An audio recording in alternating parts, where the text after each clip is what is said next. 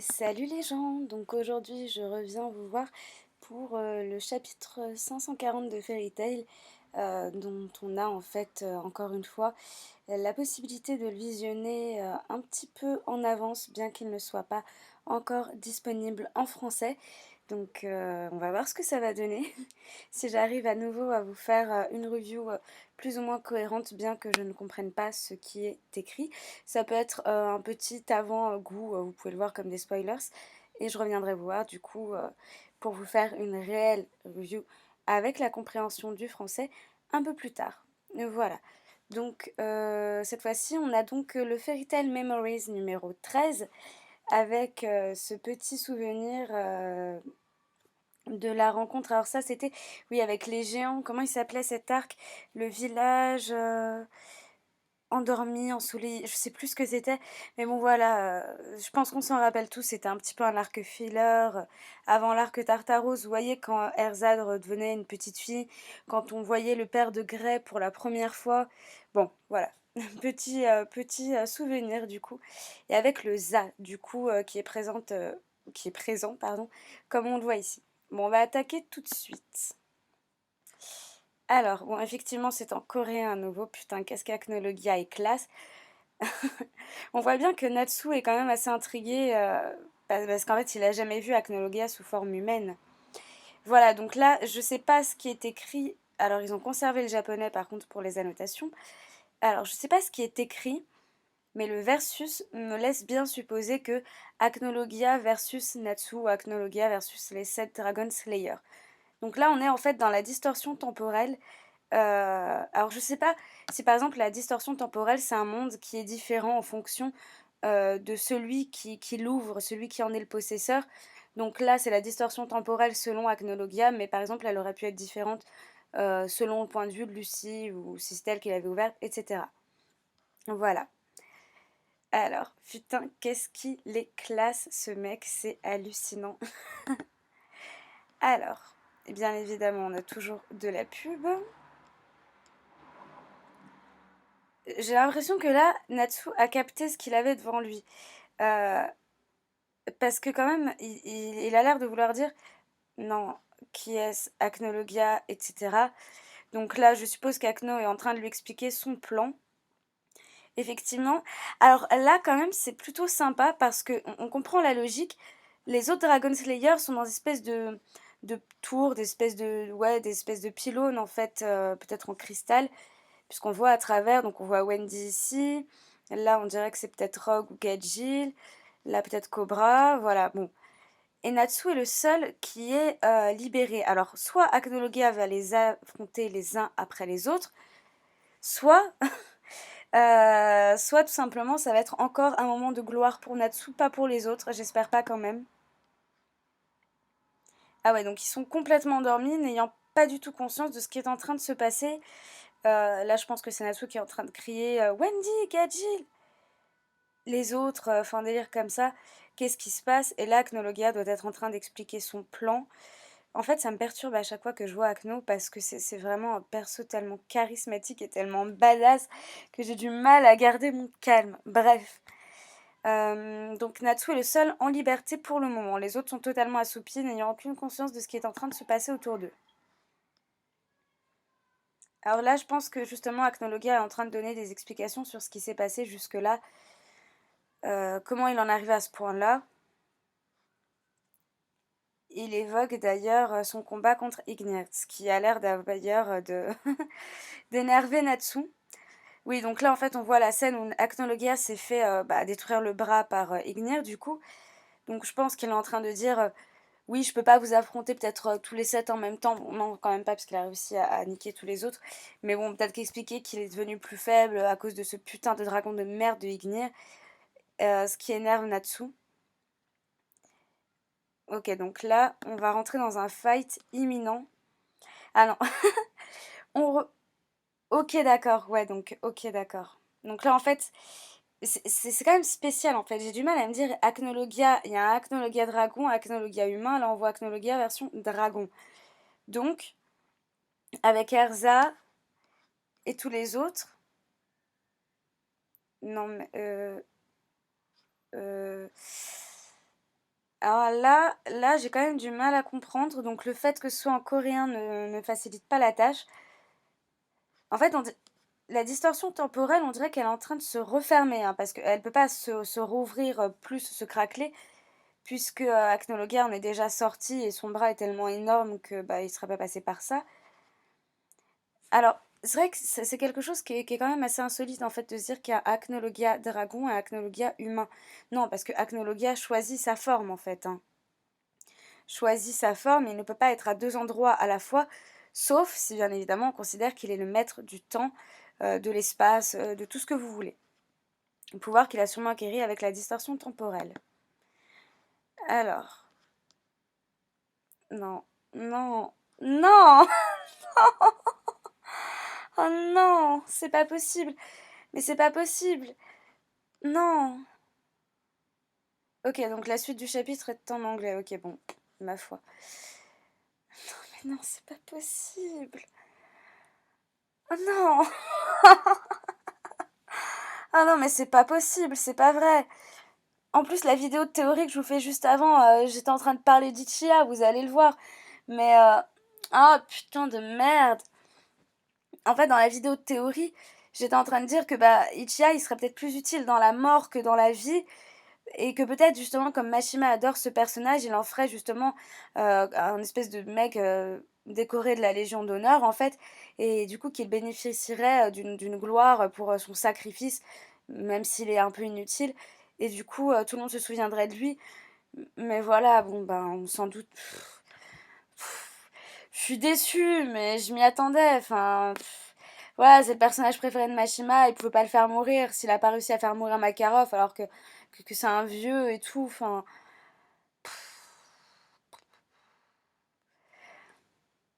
en même temps, je m'en doutais parce que je me disais si la distorsion temporelle est réouverte, euh, logiquement, Anna et Ichiya pourraient en sortir. What's going on? Are you okay? Why are you here? Ouais, bonne question. Pourquoi vous êtes là, quoi? Non, mais je me pose exactement la même question. Mais pourquoi vous êtes là? Vous auriez mieux fait de rester là où vous étiez, quoi. Enfin, j'adore Ichiya, mais c'est pas parce qu'on adore un personnage, en mon sens, qu'on veut pas le laisser mourir, en fait. Pour moi, un personnage qu'on adore, il peut très bien mourir. Par exemple, Rogue dans Harry Potter, hein. J'adore Rogue. J'adorais Fred. Y a plein de personnages que j'adorais. J'adorais Sirius Black, j'adorais Remus Lupin. Ils sont morts. Mais c'est parce que le scénario le voulait, justement parce qu'on adore un personnage, et ben on va être triste s'il disparaît, donc ça nous fera plus d'impact que s'il reste en vie, vous comprenez? Bon, là, je suis déçue. Enfin bon, on repasse au coréen en tout cas. Bon, tout le monde nage vers lui, tout le monde est content. Mais Anna a l'air de remarquer qu'il se profile quelque chose non loin d'ici. Il y a une espèce de fumée en fait. Je pense que c'est de la fumée en fait qui se dégage de l'eau. À mon avis, elle est en train de leur dire c'est pas fini, tout ça a échoué. Peut-être de leur dire ce qu'il y a de l'autre côté de la distorsion temporelle.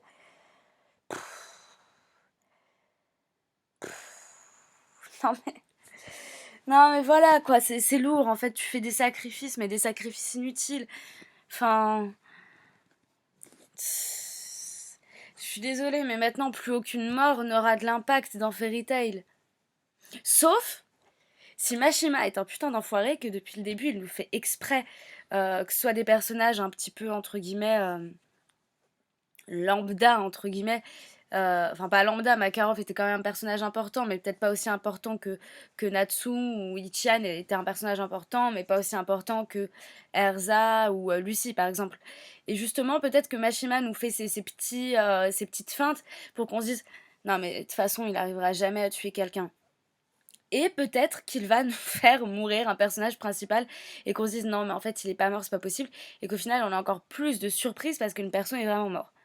Non, enfin, là, ce serait intelligent. Sauf que là, en fait, je désespère. Franchement, ça aurait été génial d'avoir des statues de Ichiya partout dans Fioré, en fait. Même partout dans Earthland, genre pour se remémorer de ça, enfin, de son combat, de son sacrifice. Même des statues de Makarov, ou c'est ça, un délire dans le genre. Mais en fait, non, bah non. C'est vraiment dommage, parce que là, Mashima, pour moi, il tenait quelque chose. Bon, ma foi.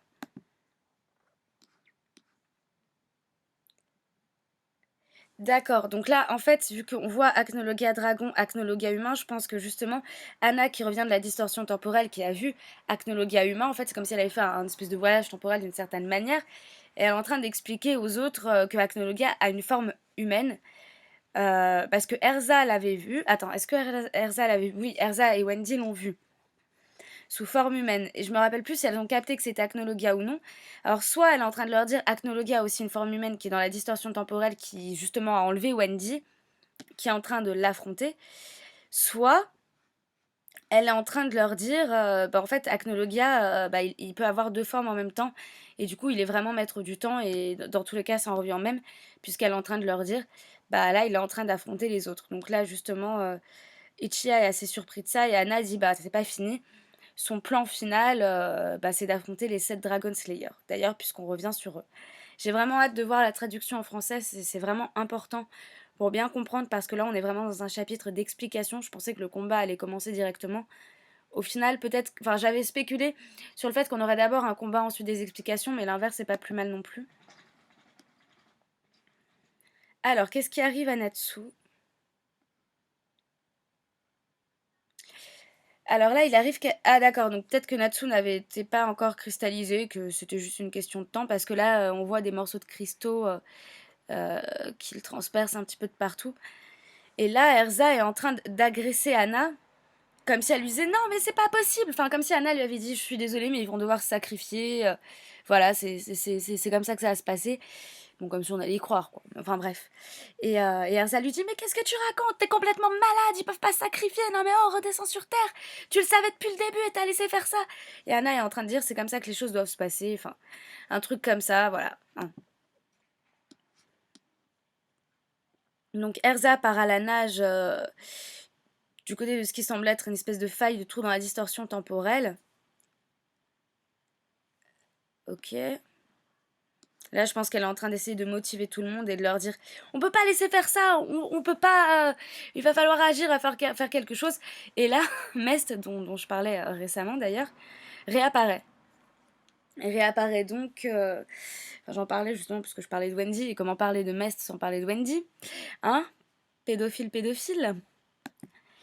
À mon avis, il réapparaît, vu que Mest a la possibilité de se transporter, de se télétransporter. À mon avis, il a dit à Erza je vais te transporter dans la distorsion temporelle. Voilà, toujours là au bon moment, quoi. Ah non, pas dans la distorsion temporelle, auprès de Lucie et Natsu. Et Grey. Et d'ailleurs, Natsu, là, qui est effectivement en train d'être cristallisé, mais pas comme les autres.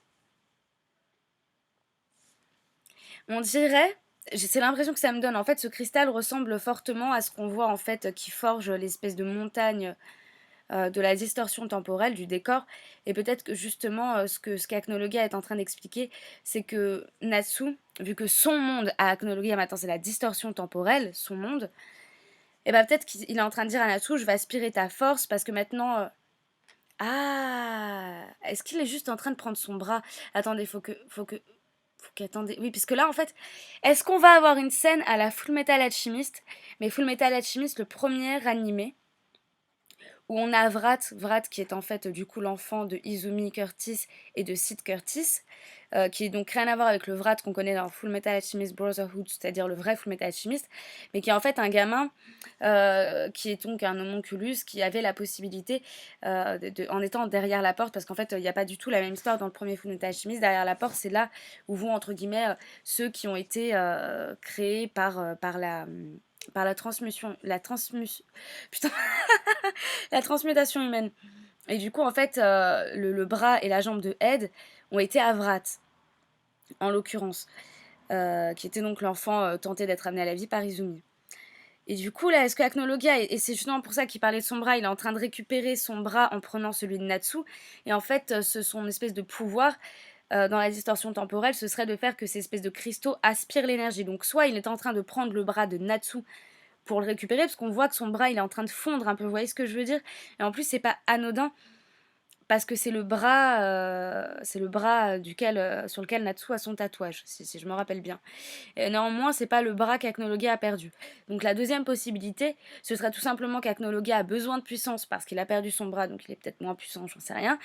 Et que du coup, ces cristaux, en fait, absorbent la force. Et qu'en fait, il n'a pas l'intention de combattre les 7 Dragon Slayers, peut-être qu'il veut juste absorber leur force, puisqu'ils sont comme lui, des Dragon Slayers, donc absorber leur puissance. Donc soit il récupère son bras et bon, ce serait pas logique puisque c'est pas le bras qu'il a perdu, soit il est en train d'aspirer sa force grâce à ces cristaux qui sont l'essence même c'est comme des, comment dire, des câbles. En fait, vous voyez, quand une voiture est en panne, ben, on prend les câbles et on les branche, les batteries d'une batterie à une autre. Et ben là, c'est pareil. En fait, les cristaux feraient office de batterie, enfin, feraient office de câble, et Natsu serait office de batterie.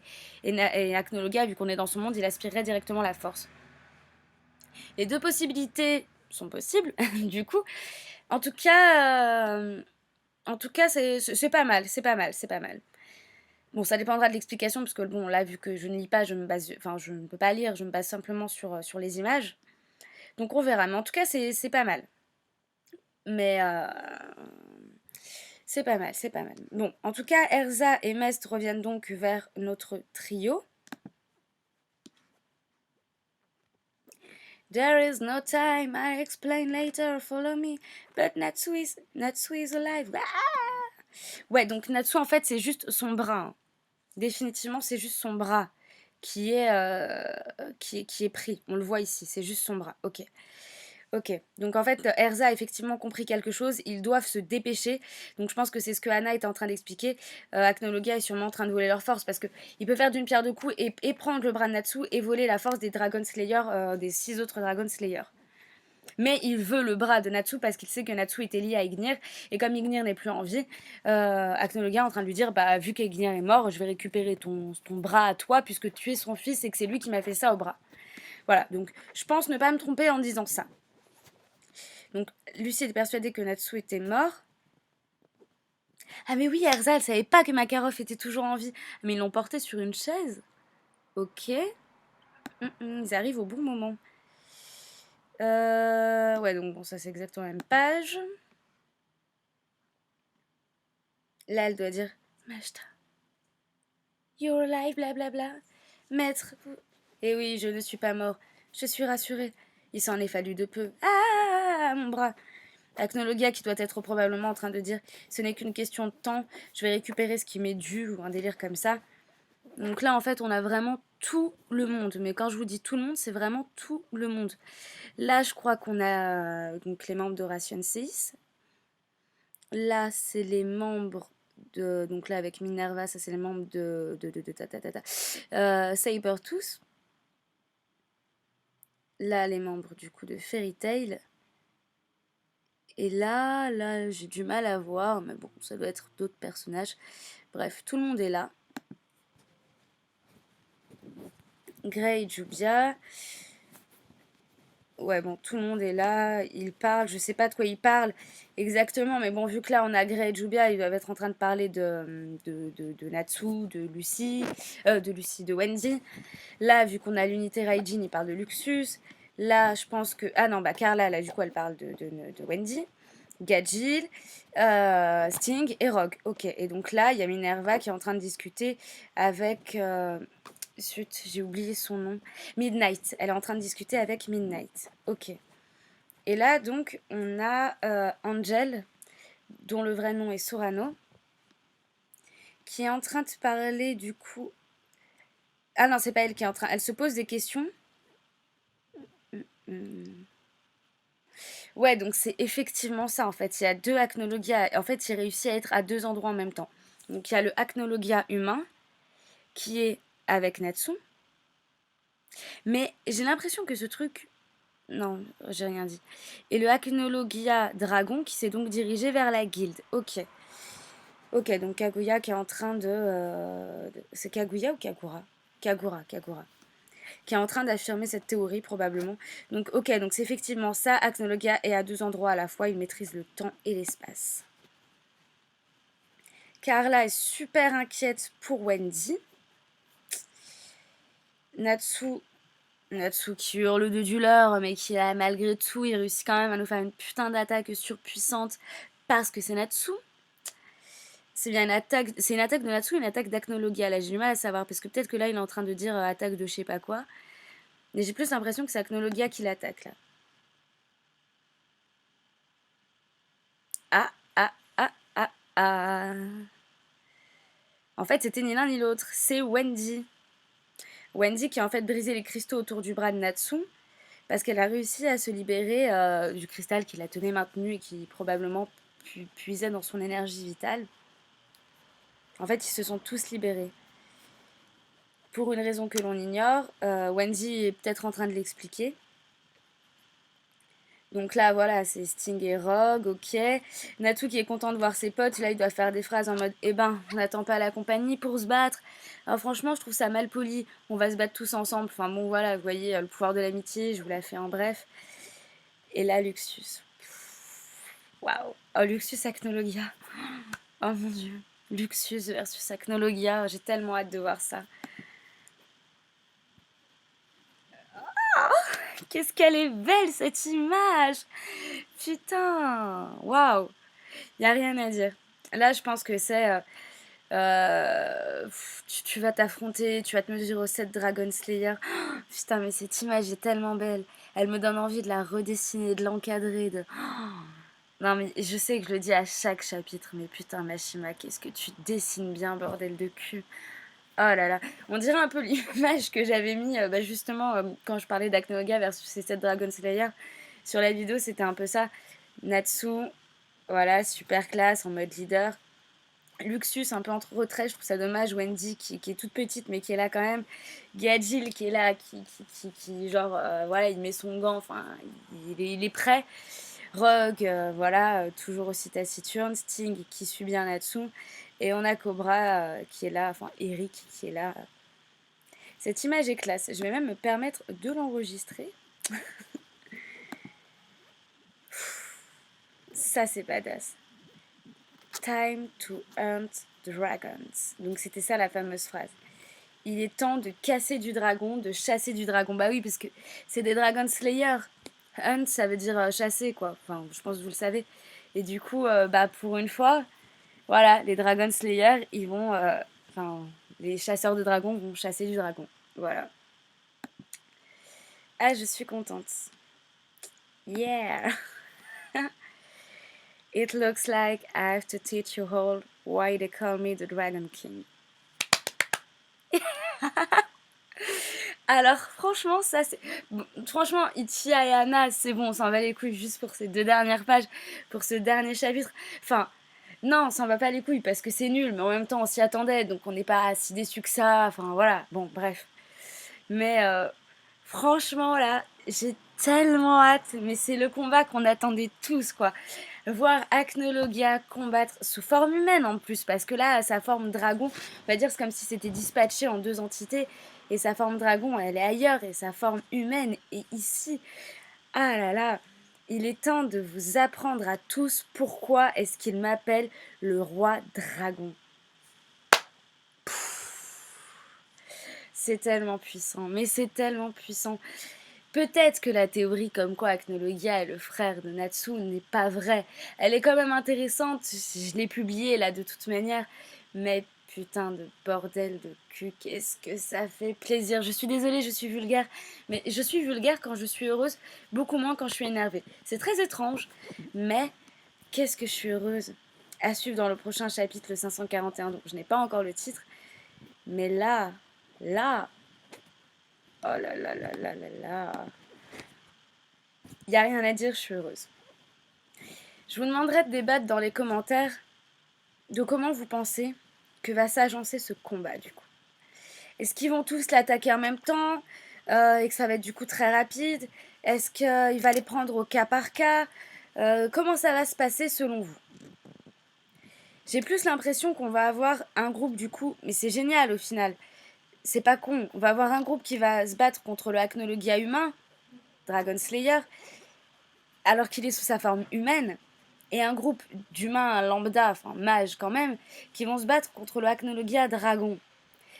L'inverse aurait été plus logique dans le sens où humain contre humain, et dragon contre chasseur de dragons. Mais faire l'inverse, ça met une difficulté supplémentaire. Mais au final, c'était ça l'utilité de la distorsion temporelle, qu'Acnologia la bouffe et en fasse son pouvoir.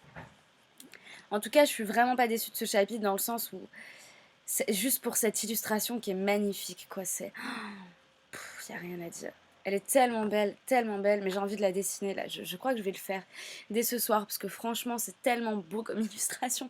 En plus, je vous parle de mes dessins, donc vous allez voir, voilà, Mashima style. Voilà, donc je vous fais des gros bisous et je reviendrai vous voir du coup pour vous faire un retour sur le chapitre en français. Je vous souhaite une excellente soirée. Salut!